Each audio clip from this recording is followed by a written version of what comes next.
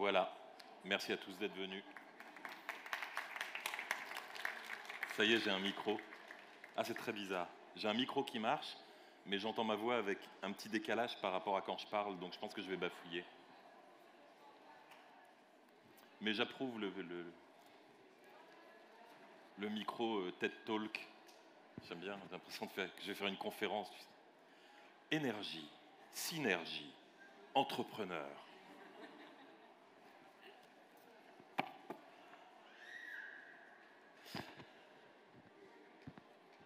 Alors, j'ai un ami qui a un groupe de musique qui s'appelle l'Amicale des Amis de l'Amitié. Et leur devise, c'est « Répéter, c'est tricher ». Je pense que ceci, là, va être une très bonne illustration de ce principe parce qu'on n'a rien préparé. J'ai l'impression que c'était le thème du week-end. Je veux dire pour ces rencontres en particulier. Puisqu'on m'a dit, tu vas faire 1 heure où tu vas dessiner et parler aux gens. J'ai dit d'accord, moi je suis toujours d'accord.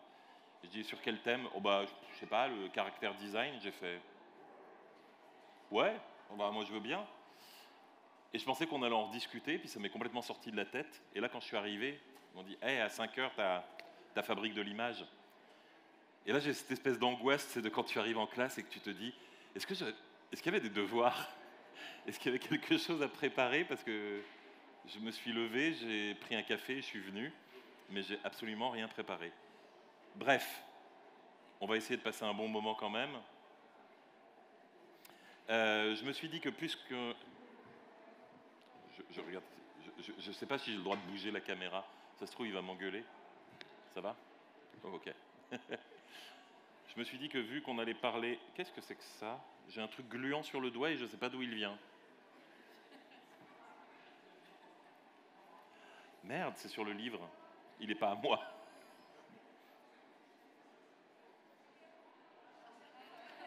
C'est du chocolat, c'est du chocolat.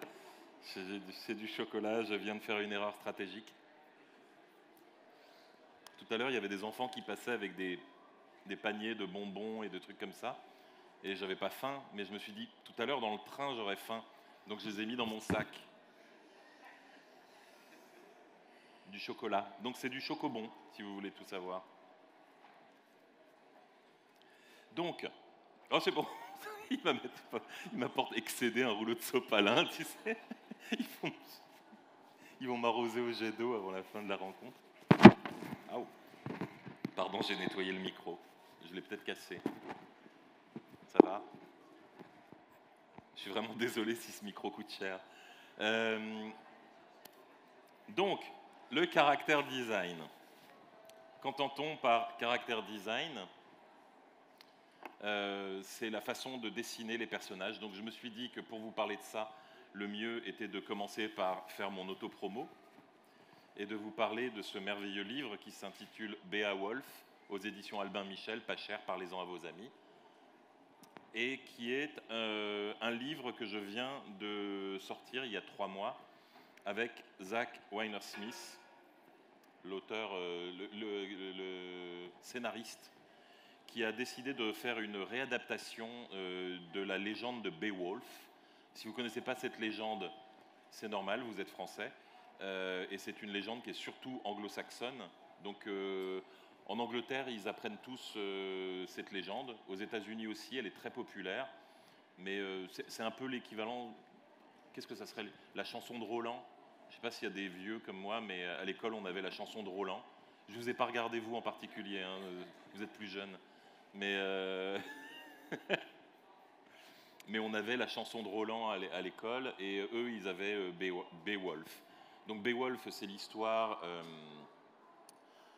d'un roi qui crée un château, enfin qui fait construire un château. Les rois les construisent rarement eux-mêmes et qui invite des chevaliers à faire la fête. Donc grosse bamboche le premier soir de l'ouverture du château, inauguration, tout ça. Et le bruit réveille un troll qui habite dans la montagne sous le château. Et le troll décide que ça suffit, il est après 22 heures et qu'ils font du bruit. Donc le troll dézingue tous les chevaliers, leurs armes sont inefficaces contre le troll ne craint ni les lances, ni les épées, ni les flèches. Et le troll leur mange la tête, mange la tête de la plupart des chevaliers. et jusqu'au moment où le roi reçoit la visite d'un guerrier d'un État voisin. Et le guerrier en question s'appelle Beowulf. Alors Beo, c'est la racine qui a donné bear, l'ours, et wolf, c'est le loup. Donc ce vaillant guerrier s'appelle l'ours-loup, et il va promettre au roi d'arriver à péter la gueule au troll sans utiliser d'armes, donc à main nue. Et il va y arriver, et puis après il y a toute une légende qui découle de ça. Et donc Zach Weiner voulait raconter cette histoire aux enfants. Alors on a dit que peut-être un troll qui mangeait la tête de chevalier, c'était pas notre tranche d'âge. Et donc il a fait une transposition où au lieu d'être un roi qui construit un château, c'est un jeune roi, un enfant avec une couronne en carton, qui décide de construire. Je crois qu'il y a une casserolade à côté, c'est très bizarre. Je ne sais pas ce qui se passe. Il décide de construire une cabane dans les arbres. Et une fois la cabane dans les arbres construite, il invite tous les enfants du voisinage à festoyer et à partager les bons becs. Et donc ils font la grosse bamboche qui va, pour le coup, attiser la fureur du voisin qui habite sous la cabane et dont ils ont pris en plus l'électricité. Et donc ce terrible voisin vient d'une famille de terribles voisins, et il a là un pouvoir. Il ne mange pas la tête des enfants, mais quand il les touche du doigt, il les fait vieillir. Il a le pouvoir de faire vieillir les choses, et donc les chatons deviennent des vieux chats, les veaux deviennent des vaches, et les enfants deviennent des adultes ennuyeux qui ne parlent que d'économie et de politique. Donc voilà le point de départ du livre, et voilà comment le roi sombre dans le désespoir parce que personne n'arrive à vaincre le troll, jusqu'à ce qu'une vaillante guerrière arrive de la ville voisine et vienne promettre de détruire le méchant voisin, et son nom est Beowulf. Donc pour ce livre, on a choisi quelque chose d'un peu épique. On est vraiment parti sur le ton du récit est proche du ton original de la légende. Zach a vraiment insisté pour qu'on ait quelque chose que les parents allaient devoir lire aux enfants, et qu'il a conservé un texte plein de rimes, d'allitérations et de choses comme ça. Donc, par exemple, ce passage: mais c'était Grindel qui détenait le Graal de la grinchitude, seigneur des sans-cœurs, né avec moustache, cravate et tout le navrant nécessaire, empereur de l'ennui, ne jurant que par les œufs mollets sans jaune et le yaourt nature, œil chassieux, sourcils sourcilleux, ingurgitant les infos en boucle. Et donc voilà, il y a comme ça tout un ton. Et là-dessus, pour arrêter l'autopromo et parler du thème qui nous intéresse aujourd'hui, Zach lui-même est dessinateur, mais il a un dessin très minimaliste, un dessin presque de dessin politique, vous savez, avec des bonshommes assez typiques, quoi.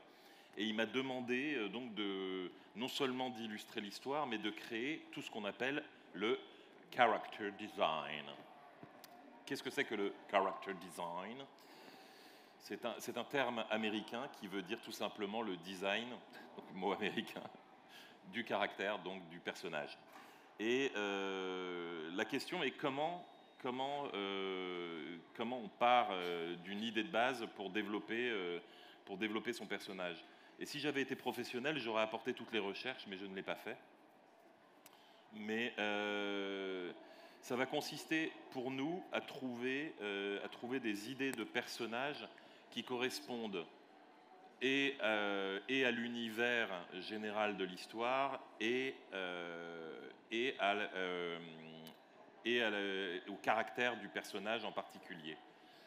Je dis souvent que par exemple, si notre style de dessin comme ça est comme ça, si vous dessinez des bonshommes comme ça, c'est plus facile d'illustrer un livre pour enfants que d'illustrer le dernier Largo Winch.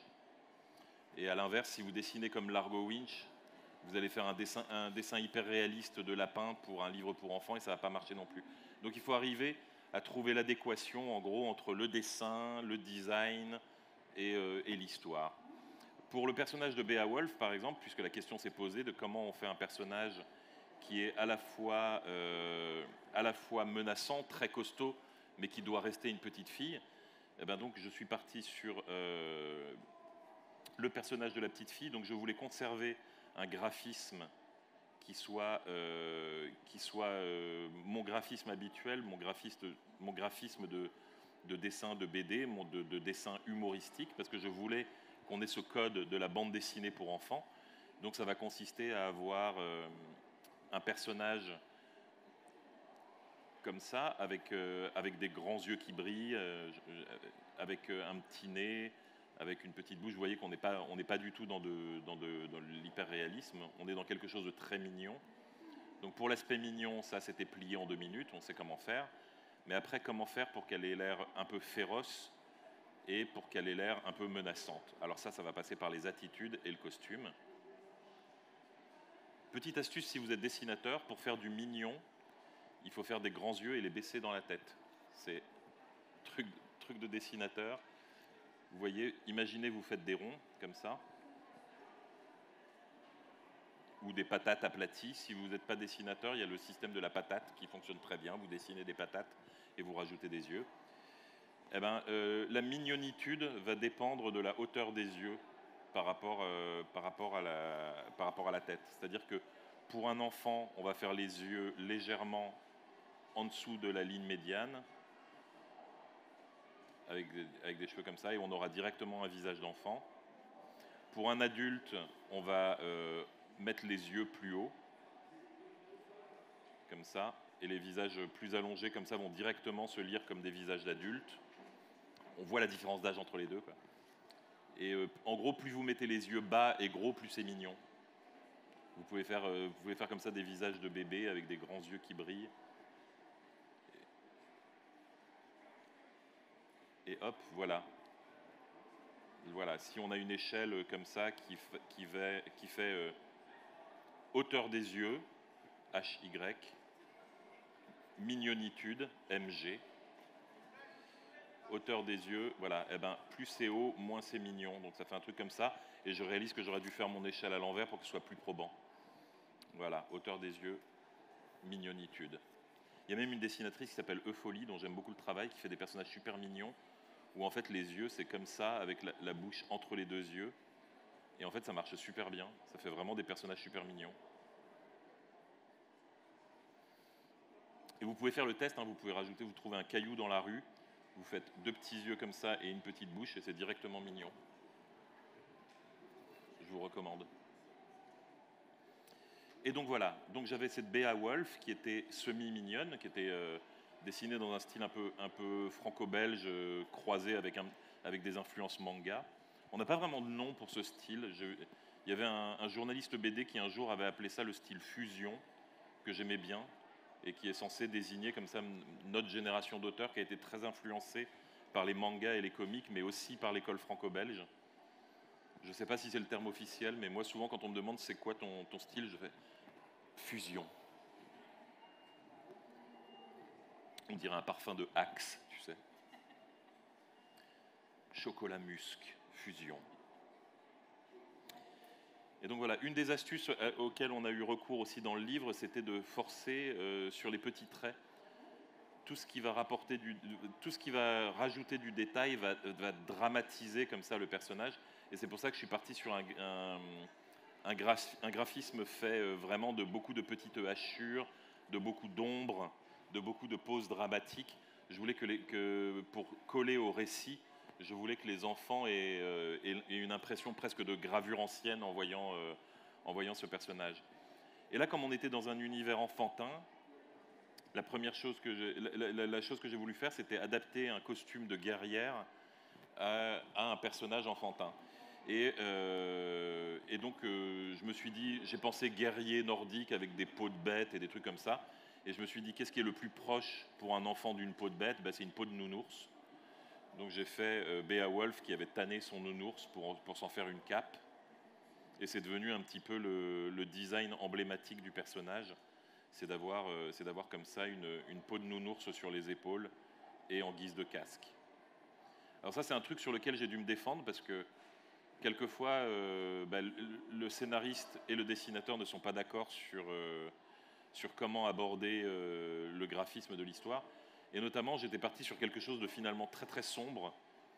Et ils m'ont demandé de le ramener vers quelque chose de plus mignon, parce que moi, j'avais fait carrément des enfants très barbares. C'est-à-dire que devant leur cabane, il y avait des pics avec des têtes de poupées, de peluches plantées. Et ils m'ont dit, alors ça va peut-être faire un tout petit peu peur aux enfants. Et effectivement, chacun avait une épée avec un lapin embroché et tout, et un lapin en peluche. Mais ils m'ont dit, garde-le quand même. Il fallait garder à l'esprit que les enfants aiment leurs jouets dans cet univers, et du coup garder à l'esprit de faire quelque chose de plus mignon. Alors, on m'a dit que dans les autres fabriques de l'image, quelquefois vous dessiniez. Donc, est-ce qu'il y avait des gens qui étaient venus ici pour dessiner? Waouh! Il n'y a que moi qui dois bosser, donc. Juste pour que vous sachiez, c'est possible. Il y a des feuilles et on peut dessiner ensemble si vous voulez. Et donc, l'idée pour les personnages, c'est que je voulais que les personnages de la bande dessinée soient des guerriers, puisque dans la BD, on la joue comme des enfants jouent. Vous savez, quand vous avez des enfants qui jouent aux pirates, etc., ils y vont à fond. Ils hurlent, ils courent en brandissant des épées. Et quand ils jouent aux super-héros, c'est pareil. Ils mettent des draps pour faire des capes et ils sautent en l'air. Ils se font mal, ils pleurent, enfin tout ça. Mais toujours est-il que l'essentiel, c'est dans les jeux d'enfants, c'est d'y croire à fond. Et donc là, on voulait que ça soit pareil. On sait que le thème, bon, on voit que l'histoire, elle est drôle. En tant qu'adulte, on sait que c'est marrant d'avoir fait cette transposition. Mais on voulait ne pas du tout le jouer comme une blague. On voulait pas faire de la parodie. On voulait pas que, on voulait pas que ce soit une parodie de Beowulf. On voulait que ce soit une adaptation. Et c'est-à-dire que pour ça, toutes les scènes sérieuses du livre, c'est-à-dire quand les enfants partent à la guerre contre le méchant voisin ou quand les enfants se préparent à la guerre, il fallait que ça soit l'univers des enfants, mais joué au premier degré, que ça soit hyper sérieux.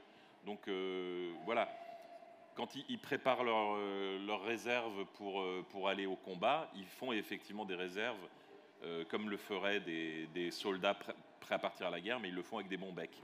Mauvaise idée pour les chocobons, je le rappelle. Et donc, je suis en train de perdre moi-même le fil de ma pensée. Donc voilà, pour les costumes, je voulais que ça soit pareil. Je voulais que pour un regard d'adulte, on ait une impression de costume mal foutu, et que pour un regard d'enfant, ça soit des enfants qui la jouent à fond. Donc par exemple, la plupart des enfants dans la bande dessinée, à part Beowulf qui a cette espèce de, de cape emblématique, je voulais que tous les enfants aient des costumes qu'ils puissent faire à la maison. C'est-à-dire c'est des enfants qui n'ont pas acheté un costume de guerrier dans un magasin. C'est des enfants qui ont pris un pyjama, qui ont mis un slip par-dessus et qui sont devenus des super-héros. Et donc il fallait comme ça que c'est ce genre de réflexion complètement liée à l'histoire, à la façon dont on raconte l'histoire, qui vont influencer les designs. C'est-à-dire qu'on aurait pu faire le même livre en décidant, on fait une transposition où les enfants ont réellement des armures, ont réellement des bateaux. La même scène pouvait fonctionner. La scène des enfants qui partent à la guerre, on aurait très bien pu faire des enfants en armure avec des bateaux. Mais on trouvait ça plus drôle si les enfants étaient habillés avec des casseroles pour faire des casques et s'ils étaient sur des chambres à air, parce que c'est ce que font en fait les enfants quand ils jouent. Et donc cette décision-là de partir sur un angle à la fois moins réaliste et plus réaliste a fait que on a dû décider de design pour les personnages dont la crédibilité devait être un enfant de 6 ans doit pouvoir le faire chez lui tout seul avec une paire de ciseaux. On est désolé à l'avance si des enfants saccagent les draps de leurs parents pour se faire un costume de Beowulf, ça pourrait arriver. Personnellement, je serais très fier, mais un petit peu désolé pour les parents. Et donc voilà, le personnage a été fait comme ça, c'est-à-dire qu'en guise d'armes, on ne leur a fait que des armes en plastique. Ce qui est marrant, c'est que quelquefois, ce genre de design, en plus, a une espèce de boucle rétroactive sur l'histoire où c'est très pratique, parce que le méchant dans Beowulf est supposé être immunisé contre les armes des guerriers. Transposé aux enfants, s'ils ont des épées en plastique et des ballons à eau, ça marche. Les adultes sont insensibles aux épées en plastique et aux ballons à eau. Et donc le fait d'avoir fait le choix de cette esthétique nous a en fait aidé sur un point de scénario plus tard.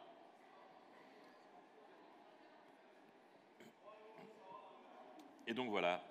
Après, pour Beowulf, L'autre truc que je voulais, c'était pour vraiment la ramener à quelque chose d'enfantin, c'est que je voulais qu'elle ait un costume fait un peu de n'importe quoi, comme le font les enfants. Vous savez, quand vous autorisez un enfant à s'habiller comme il veut pour sortir, bah vous allez avoir une petite fille qui va mettre ses bottes de pluie parce qu'elles sont roses et qu'elle les adore, qui va mettre un tutu, mais qui en même temps va mettre le masque de son super-héros préféré, et ainsi de suite. Ils vont faire des mélanges de briques et de broc.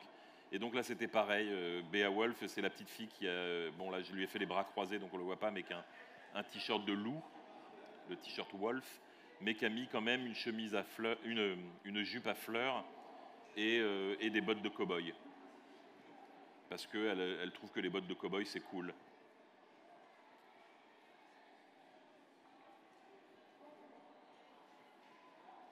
Hop. Donc voilà, je n'ai pas laissé assez de place pour finir le personnage en bas et ça m'arrange parce que je crois que j'ai épuisé le sujet du design des enfants, donc ça tombe plutôt bien. Mais voilà comment, voilà quelles sont toutes les réflexions qui ont fait que ce personnage s'est mis à ressembler à ça. Voilà comment on décide qu'un personnage va avoir telle ou telle apparence. C'est pas simplement on se pose devant la feuille et il faut lui trouver un costume. C'est il faut penser à toutes les implications de chaque élément du costume dans l'histoire et que tout ait un sens en fait. C'est-à-dire que si elle a tel vêtement, il faut que ça soit justifié d'une manière ou d'une autre. Et on a essayé de faire ça pour tous les enfants. On a fait, on a toujours fait, c'est ce que je vous disais par exemple pour... là, c'est justement l'éditeur qui m'a repris, parce que j'avais fait un costume très réaliste pour la petite Wendy, qui est censée être la main droite, le bras droit du roi, et donc je voulais que ça soit qu'elle ait un vrai costume de chevalière. Et elle, pour le coup, elle avait un costume intégral avec un vrai bouclier et tout. Et là, l'éditeur m'a dit, bah là, pour le coup, non, ça colle pas avec un vrai enfant et avec le reste de la logique des enfants. Et donc, j'en ai fait exactement l'enfant que je décrivais plus tôt, c'est-à-dire l'enfant qui a mis un tutu, ses bottes de pluie préférées, mais qui a aussi un bouclier de super-héros parce qu'elle a dû récupérer une pièce de costume d'un autre costume et elle a mis, comme elle n'avait pas de cape, elle a mis un drap. Donc toutes les capes dans la BD sont trop grandes parce qu'à chaque fois, c'est des enfants qui ont pris des draps. Et donc, au lieu de leur mettre des simples capes bien coupées, on leur met des trucs qui traînent par terre et qui font des énormes bourrelets autour du cou. Parce qu'un drap, c'est 3 fois trop grand pour faire une cape, en fait. À moins de la découper, mais les parents ne veulent pas. Mais s'il y a des enfants dans la salle, faites-le quand même. Il vaut mieux demander pardon que l'autorisation. Ce sera la leçon. Ce sera la leçon de cette masterclass. Si vous faites des grands yeux, que vous pleurez un peu et que vous demandez pardon, vos parents se feront toujours avoir. Donc faites ce que vous voulez. Voilà pourquoi je fais des livres pour enfants, je suis pédagogue. Donc voilà. Si vous avez des questions, on peut s'interrompre à n'importe quel moment. Hein. Comme je vous disais, on est dans de l'impro total. Donc s'il y avait un sujet que vous vouliez aborder, je le pose là. Vous n'êtes pas obligé maintenant, mais n'hésitez pas à n'importe quel moment à lever la main et à demander s'il y a une question.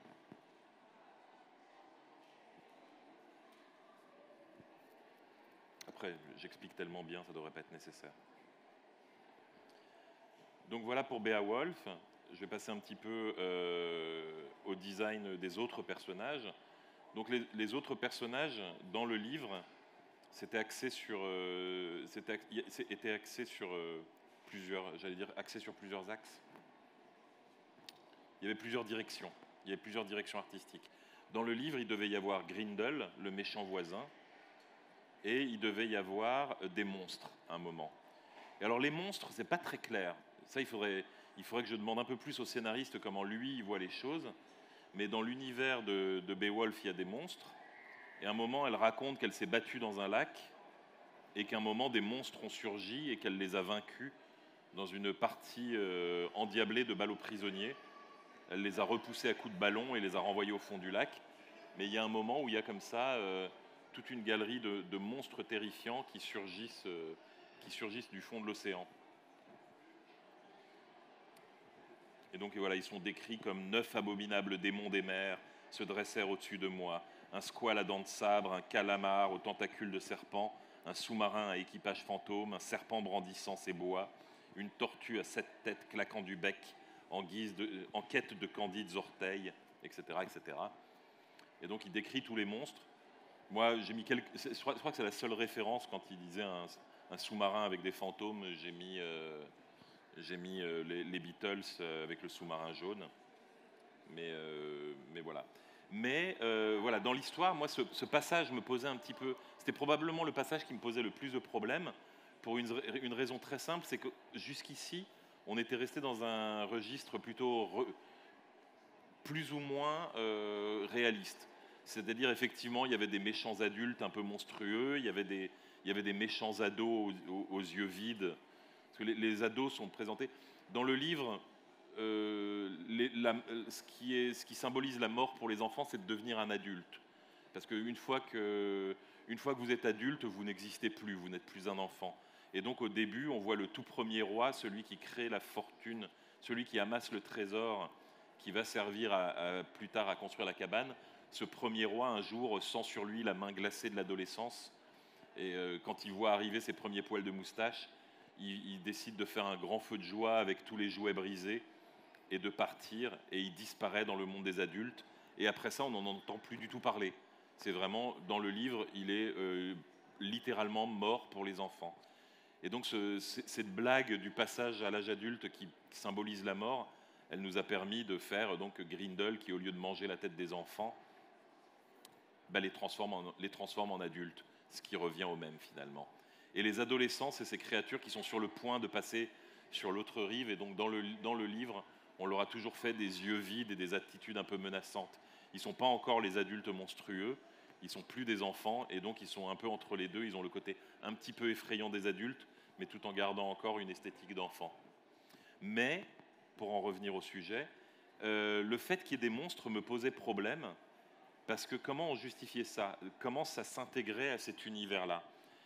Et c'est un problème qui va se reposer peut-être si on fait une suite, parce que dans les suites de Beowulf, elle est censée affronter un dragon. Enfin, le héros original affronte un dragon. Alors je ne sais pas si on écrit la suite, si Zach va le transposer, mais en tout cas, je serais bien curieux de savoir comment il va faire. Mais là, en fait, les monstres, ils font partie d'une histoire, c'est-à-dire que Beowulf raconte comment elle a vaincu des monstres, mais après tout, c'est ce qu'elle raconte. Et donc, ça peut être comme un enfant qui raconte une histoire en disant « ils étaient énormes et ils faisaient 8 mètres de haut ». Vous savez, comme quand on est gamin et qu'il y a un caniche qui a aboyé derrière une grille et qu'on va dire aux copains « le berger allemand des voisins, il a failli me manger la jambe ». Voilà, là, pour moi, c'était un peu comme ça. C'était une exagération enfantine. Les monstres, on ne sait pas ce que c'est. Il y avait peut-être des poissons dans cette rivière et elle présente ça comme des monstres venus des profondeurs qu'elle a dû repousser à coups de ballon. Et donc, je me suis permis, là, pour le coup, de faire des monstres marrants. Contrairement à Beowulf, qui va avoir une esthétique plutôt sérieuse, là, c'était le contraire. Dès le moment où on était dans le registre du monstre, il fallait vraiment montrer qu'ils étaient un peu couillons et qu'ils n'avaient pas du tout le potentiel menaçant d'un adulte. C'est-à-dire, il y a une énorme différence dans la construction mentale qu'on se fait des choses, enfin je pense quand on est enfant, c'est-à-dire qu'on va avoir peur des monstres, on va avoir peur des vampires, mais en même temps on n'a pas la véritable terreur. On a peur, on dit qu'on a peur, on pleurniche un peu, et on aime un peu se faire peur et en avoir dans les livres quand même, parce que je pense que même enfant, au fond de nous, on est très bon pour démêler le vrai du faux. On l'est beaucoup moins adulte peut-être, mais et on sait très bien que les monstres tels que les décrivent les livres n'existent pas forcément. En revanche, un adulte qui fait peur fait réellement peur. La petite terreur de l'école qui nous menace, elle a beau faire 1,20 m et avoir un t-shirt Hello Kitty, si elle menace de nous casser la gueule à la sortie, elle nous fait vraiment peur. Et donc je voulais arriver à transposer cette différence de ressenti qu'on a quand on est enfant, de la véritable monstruosité, de la véritable peur et de la peur pour rire. Et donc tous les passages avec les monstres, pour moi, c'est de la peur pour rire. Et donc je faisais volontairement des monstres avec des gros yeux qui brillent, avec des grands visages rigolards. Ça ne veut pas dire qu'ils ne doivent pas être un petit peu effrayants, hein. Je leur faisais toujours des énormes dents, des énormes bouches. C'était des monstres, mais c'est des monstres, c'est comme le monstre sous le lit, c'est comme le monstre dans le placard, c'est comme le monstre au cinéma. On sait que c'est pas un monstre qui peut réellement nous dévorer, c'est un monstre littéraire, c'est un monstre imaginaire. Et donc il fallait que le dessin exprime ça. Donc voilà pourquoi j'avais opté pour des trucs avec des proportions moins justes, avec une espèce de rondeur, c'est des monstres que j'ai voulu très cartoon, quoi. Juste pour ramener ça dans l'histoire à un récit qu'un enfant ferait à ses copains, où on sait, quand on savait quand on était petit et que quelqu'un mitonnait à mort, on le savait. On savait que le chien du voisin n'avait pas failli lui arracher la jambe et que ça allait. Donc voilà, j'aurais dû dessiner le monstre plus vite. Je crois que j'ai épuisé à nouveau ce que j'avais à dire sur les monstres. C'est le moment si vous avez une question. Oui. Ah, tu me sauves la vie. Donnez de l'argent à cet homme.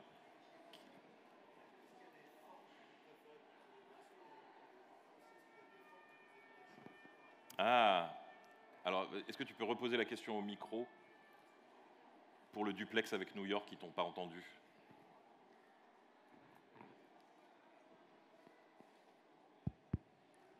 Est-ce que vous avez des formes préférentielles pour créer vos personnages et est-ce qu'il y a aussi des formes que vous évitez de choisir?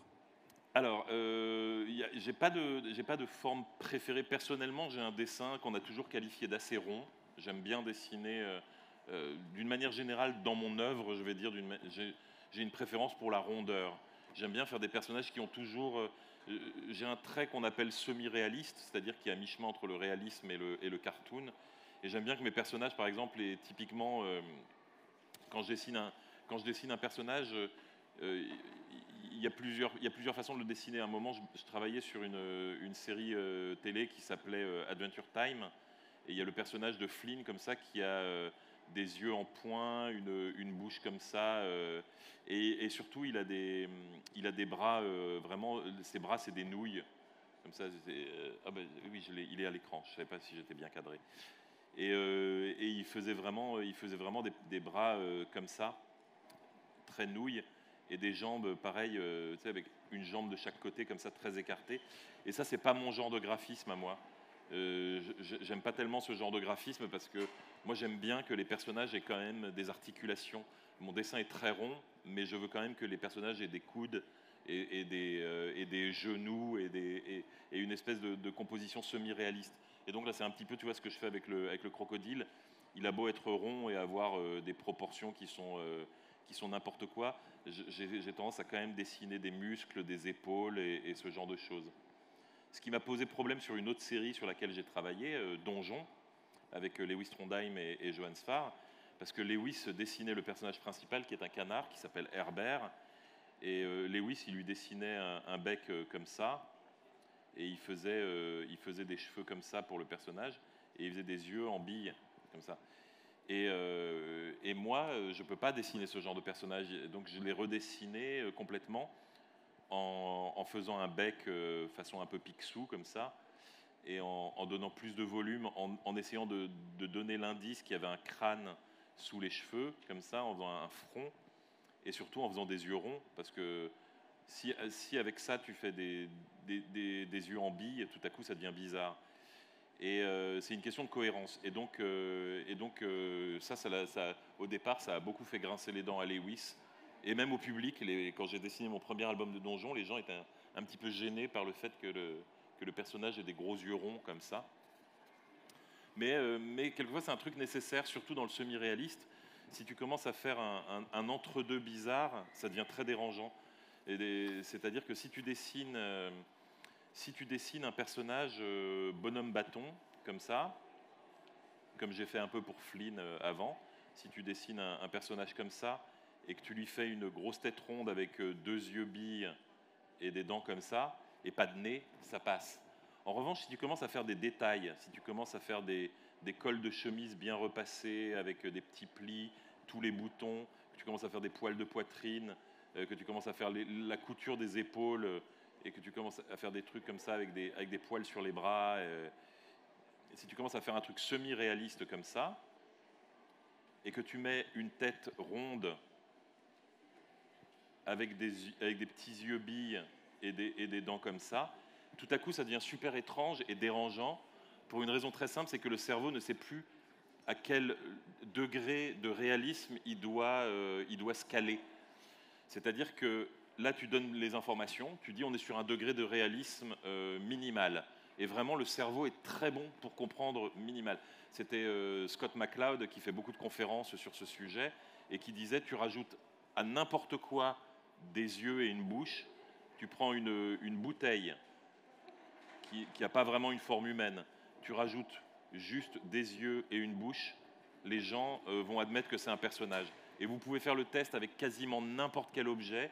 Si vous savez placer 2 yeux et une bouche, les gens vont directement dire c'est un personnage, il a des sentiments, il a une histoire.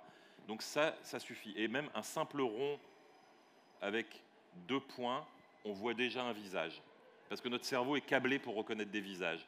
Et si vous rajoutez une bouche, non seulement vous avez vu un visage, mais vous avez vu un visage heureux, vous avez vu un visage souriant, alors qu'il y a littéralement un V et 2 points.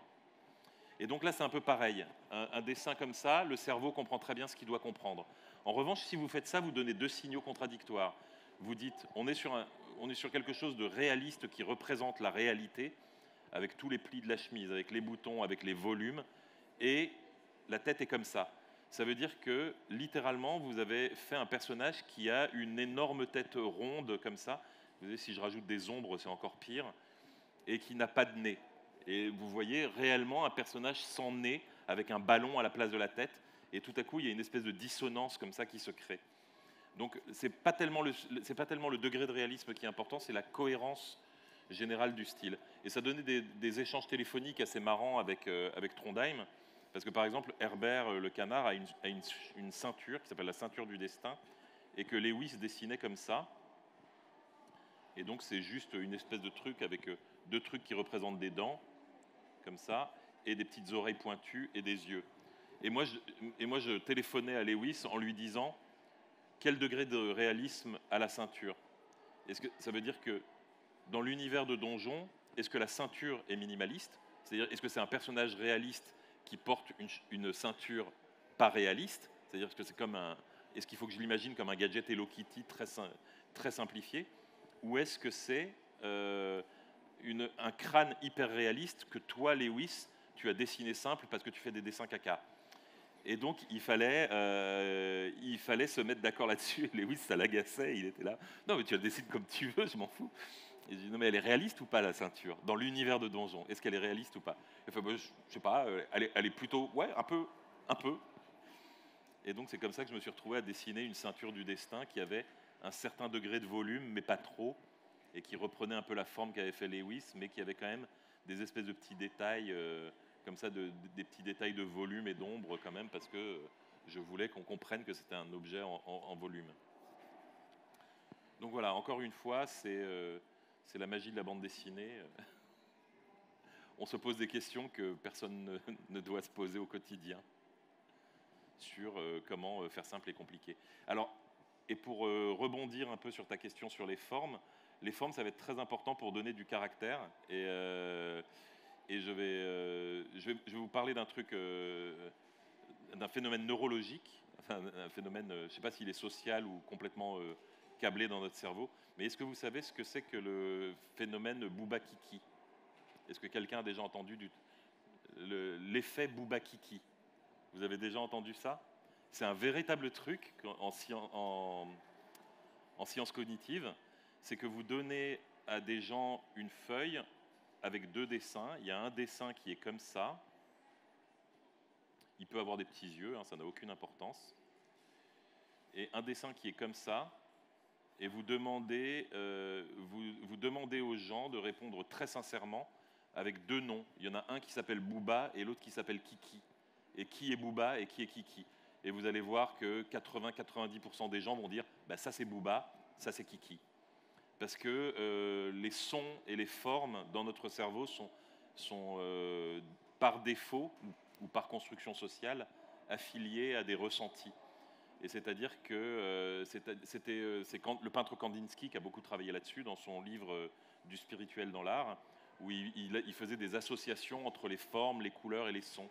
Et il disait par exemple que le jaune allait être symbolisé par un triangle parce qu'il est pointu, c'est une couleur pointue, et a un son aigu et haut perché, alors que pour lui, le bleu était un carré parce qu'il était lourd, stable et associé plutôt à un son grave, et le rouge à un rond, mais alors ça il faudra lui demander pourquoi, mais il percevait le rouge plus comme un liquide, quelque chose de plus rond. Et effectivement, on se sert beaucoup de ça dans la bande dessinée et dans le dessin animé. Si vous voulez faire un gentil, vous avez tendance à lui faire des formes très rondes, parce que ça va être perçu comme un personnage gentil. Alors que si vous voulez faire un méchant, on a tendance à lui faire des formes triangles, carrés, des trucs plus agressifs, quoi. Et ça va être plus facilement perçu comme un méchant. Donc voilà, la forme joue beaucoup. Et d'ailleurs, ça me permet d'enchaîner directement avec... il est quelle heure, là? J'ai encore combien de temps? Ah, 15 minutes, c'est la fête. Ça me permet d'enchaîner avec le dernier personnage, qui était le personnage de Grindel dans la bande dessinée, qui est donc le méchant voisin. Et pour le méchant voisin, là, pour le coup, c'est le seul personnage de la BD, enfin, du livre, que j'ai voulu vraiment inquiétant. Inquiétant dans le sens où il est glauque. C'est-à-dire que là, pour le coup, c'est pas un récit d'enfant. Le personnage est vraiment menaçant, il a vraiment une moue grincheuse, il a vraiment des doigts. Et j'ai insisté sur... moi, quand j'étais petit, les trucs qui me faisaient peur avec les adultes, c'était le côté où les enfants sont très ronds et très lisses, et les adultes ont toujours plein de rides, de plis, d'articulations. Et donc je voulais que le personnage de Grindel soit inquiétant dans ce sens-là, où il a des doigts comme des ceps de vigne presque, avec des très grosses articulations. Toute sa famille, ils ont des plis, ils ont des poils, ils ont des formes comme ça, un peu coulantes, un peu menaçantes, un peu tordues. Et donc pour Grindel, là pour le coup, je voulais vraiment, dans le character design, explorer le côté glauque du personnage, le côté réellement menaçant. Et donc je suis parti sur... surtout, c'est un personnage qui va piéger les enfants, qui va les menacer physiquement, qui va les chasser. Et donc je suis parti sur un graphisme très insecte, insecte et araignée, les deux. Vous savez, les araignées ne sont pas des insectes, mais vous voyez ce que je veux dire, insectes et ou araignées. Et c'est-à-dire que je lui ai fait un corps très modulaire, avec des espèces de formes, des formes rondes, mais avec des très longs membres, comme une araignée qui serait toujours en train de à moitié ramper, et il marche toujours très voûté. Et donc ça aussi, ça va faire partie donc, du chara-design du personnage. J'ai voulu lui faire des grosses lunettes pour qu'il ait des yeux, qui ont toujours des reflets, pour qu'on voit quasiment jamais ses yeux. Parce que bon, comme chacun sait, les yeux sont le reflet de l'âme, le miroir de l'âme. Et donc je voulais faire vraiment un personnage qui n'avait pas d'âme. Et donc il avait des lunettes blanches comme ça, avec des reflets, où on ne voit jamais vraiment son regard, sauf à un moment dans l'histoire, mais il faudra la lire. Pas cher, parlez-en à vos amis. Et donc qu'il soit comme ça, toujours menaçant. Et le fait qu'il ait quand même des formes rondes, comme le corps d'une araignée, j'ai essayé de le contrebalancer en lui donnant un design un petit peu insectoïde, en faisant que des surfaces brillantes et rayées. C'est-à-dire il a sa cravate qui brille comme ça, et il a un gilet avec des rayures qui font penser à des rayures de scarabée. Un gilet très court comme ça. Hop. Parce que vraiment, son corps fait quasiment la taille de sa tête par moment. Il se déforme beaucoup, Grindel, mais vous voyez que sa tête et son corps ont un ratio pratiquement de 1-1. C'est vraiment ouais, une araignée, quoi. Et par moment, je renforçais cette impression en jouant sur son manteau qui se sépare en deux en queue de pie, pour rajouter visuellement 2 membres, pour qu'il ait toujours au moins 6 membres. Et par moment, on jouait là-dessus, sur le fait qu'il remue très vite les bras. Et donc, quelquefois, ces membres se multiplient et on se retrouve vraiment face à une forme arachnéenne. Et alors, on a même insisté un moment lourdement sur le symbole, puisqu'il y a un moment où il attaque il attaque les enfants et où l'ombre de la fenêtre fait carrément la forme d'une toile d'araignée, quoi. Donc ça, c'est... Voilà. Donc tout ça, je dirais que c'est ça la nature même du caractère design, c'est d'être à mi-chemin entre, je vais employer encore des anglicismes, hein, je suis désolé, mais c'est à mi-chemin entre le dessin et le storytelling. C'est-à-dire qu'il faut un bon caractère design, pour moi, c'est un caractère design où, après un regard sur le personnage, on a immédiatement des histoires qui viennent en tête. On a immédiatement l'idée d'un caractère, on a immédiatement l'idée d'une personnalité, etc. Et après, on peut s'amuser à tromper le lecteur ou le spectateur avec ça. On peut faire un personnage qui a l'air extrêmement méchant, mais qui en fait est une crème. Et je vais d'ailleurs citer Lewis Trondheim, encore une fois, qui avait fait une BD comme ça, où un des personnages, c'était un savant fou et qui avait une tête comme ça, avec des yeux blancs allongés comme ça, et une cicatrice.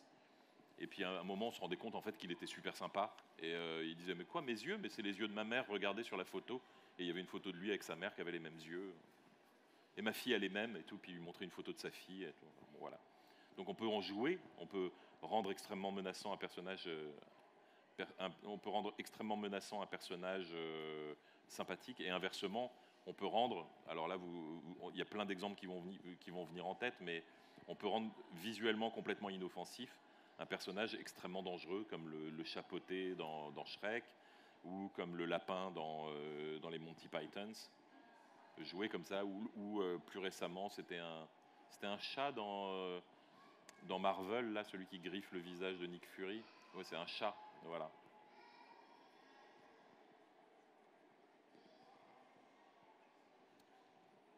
Donc voilà, bah, écoutez, j'ai presque terminé, il me reste 10 minutes, donc si vous avez des questions, c'est vraiment le moment. Oui.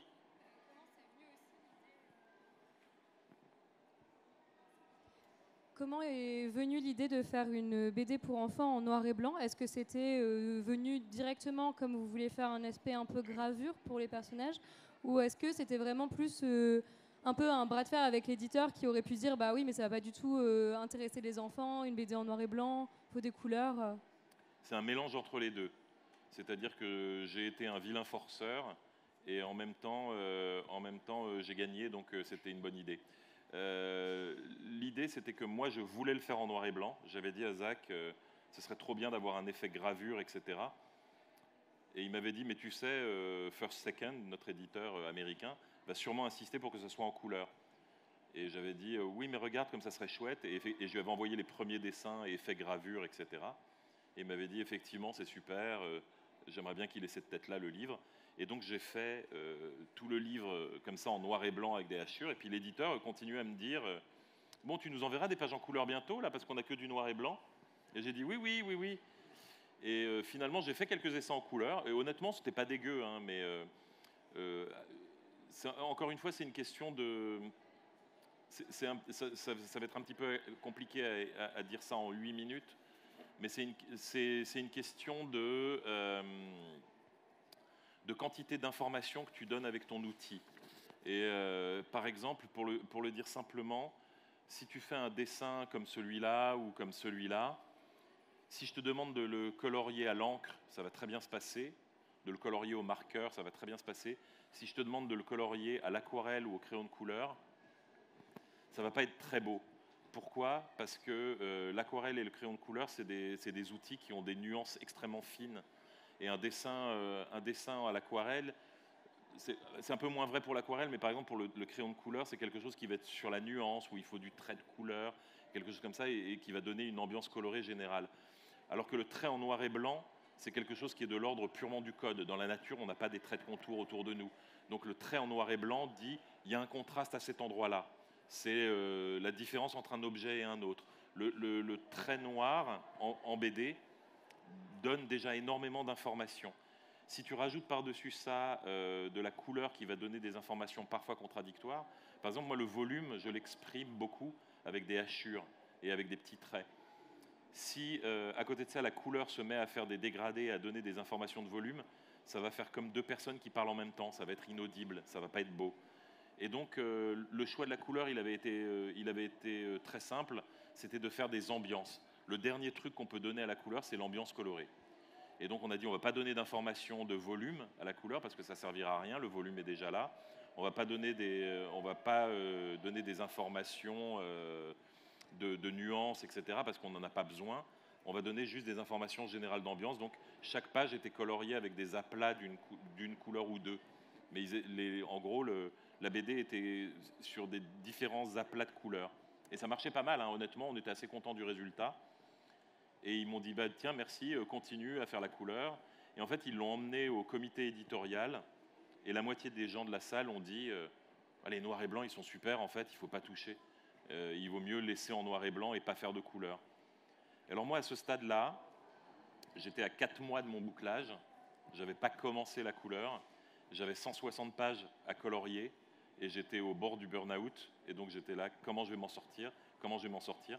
Et un jour, j'ai eu le coup de téléphone que je souhaite à tous les dessinateurs du monde, le plus beau coup de téléphone que tu peux recevoir dans une carrière.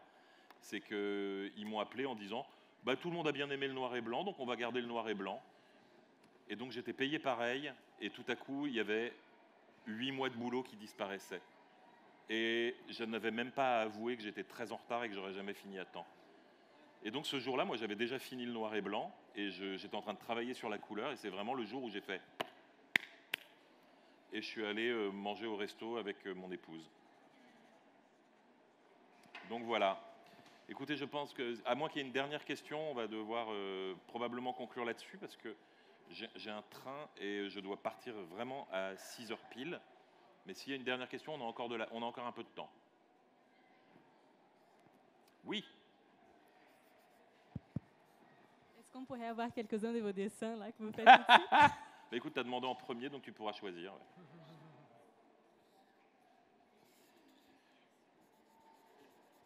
J'aime bien la question. Ça m'a pris très peu de temps pour répondre, du coup, ça m'aide pas du tout. Ça n'aidera pas du tout à meubler les 5 dernières minutes. Est-ce qu'il y en avait une dernière? Ah oui. Et non, tu n'auras pas de dessin. Ouais, c'est ce que j'allais dire. Bien tenté. C'est pas grave. Je reviens sur la série Donjons, là, que vous avez évoqué. Comment ça se passe quand vous devez illustrer des personnages qui du coup sont pas à vous? Est-ce que vous avez un peu liberté quand même pour adapter à votre sauce? Alors vous avez partiellement répondu là tout à l'heure sur Herbert, ou est-ce que c'est vraiment cadré? Est-ce qu'il y a des contraintes? Bah, là, pour le coup, tout le travail de character design est fait par d'autres, puisque les character design de Donjons, pour la plupart, les personnages déjà existants sont déjà créés. Donc là, pour le coup, c'est comment tu les adaptes. Et alors après, ça va être comment tu les... je pense que ça va être comment tu exprimes ta personnalité à travers des personnages déjà existants. C'est-à-dire que moi par exemple, pour Herbert, j'aimais bien insister sur son côté petit coq. Enfin, c'est un canard, mais il a un côté très prétentieux, en fait, Herbert de Vaucanson. Et donc, je le dessine toujours un peu fier. Tu sais, je m'amuse à le dessiner un petit peu cambré, un petit peu grande gueule et tout. Et donc, je lui fais souvent des attitudes. Je me suis inspiré d'un copain à moi, qui est comme ça, qui est un peu le beau gosse, tu vois, et qui roule des mécaniques sans vraiment s'en rendre compte. Alors que Marvin, moi, ce qui me touchait le plus, c'était son côté maladroit et pâteau. Et donc, j'ai essayé de le rendre plus gros, plus menaçant, mais en même temps plus maladroit. Je le fais souvent un peu voûté, un peu déséquilibré. Il marche un petit peu, c'est comme Depardieu, comme ça, en roulant des épaules. Et donc, c'est dans ce genre de nuances que tu peux t'exprimer, je pense. D'accord. Et c'est quoi pour vous qui est le plus facile? C'est créer vos propres persos ou adapter des persos qui ont déjà été dessinés par d'autres? Dans Donjons, tu veux dire, ou d'une manière générale? De manière générale, du coup. Moi, j'adore créer mes propres persos, donc je préfère ça. Et adapter les persos de Donjons, c'était marrant, mais c'était pas mon exercice préféré. Là où je me suis beaucoup amusé sur Donjons, c'est plutôt en créant mes propres personnages. Il y avait plein de personnages secondaires à créer, et donc inventer un personnage et après le voir dessiné par d'autres gens, ça c'était sympa. Et puis il y a un côté aussi... j'ai toujours, on a toujours des petits syndromes de l'imposteur où on a toujours l'impression que les autres font mieux, et quand tu vois quelque chose que tu as imaginé dessiné par quelqu'un d'autre, c'est toujours, t'es là, ah, j'aurais peut-être dû faire ça en fait. Et là, par exemple, pour la fin de l'album de Beowulf, j'ai demandé, je voulais que ma femme participe, puisqu'elle est dessinatrice aussi, et je lui ai demandé de me faire un petit dessin pour la toute fin de l'album, et donc elle a dessiné cette petite colonne de personnages, et qui sont absolument trop mignons, Et la première chose que j'ai pensé quand j'ai vu ce dessin, je me suis dit, ah, ça se trouve, c'est elle qui aurait dû le dessiner en fait. Ça aurait été tellement mignon dessiné comme ça. Regarde-moi ce petit bonhomme là avec sa sucette dans la bouche et les bonbons qui tombent de sa poche. J'étais là, j'aurais dû penser à ça, j'aurais dû faire un personnage comme ça. Et puis en fait, j'étais content. Et je pense que je lui piquerai l'idée si on fait un tome 2. Et puis voilà, il faut faire comme tous les dessinateurs, il faut voler. C'est le plus simple. Je crois qu'on a terminé. Donc, merci à vous. Merci énormément.